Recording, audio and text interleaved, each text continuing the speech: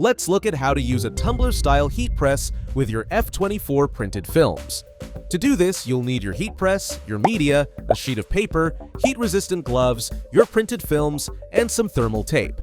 First, turn your heat press on by flipping the power switch and ensure your settings are correct. For this machine, we use 30 seconds at 300 degrees Fahrenheit. While your press heats up, place your print on your media using the thermal tape to ensure it lays flat and hold it in place. Go ahead and put on your heat-resistant gloves and lay a sheet of regular printer paper in the press to help with even heat distribution.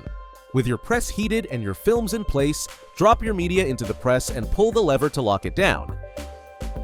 When your countdown timer goes off, release your heat press lever and remove your media. Keep in mind, you've just heated something to 300 degrees, so you really do not want to handle this without your gloves on.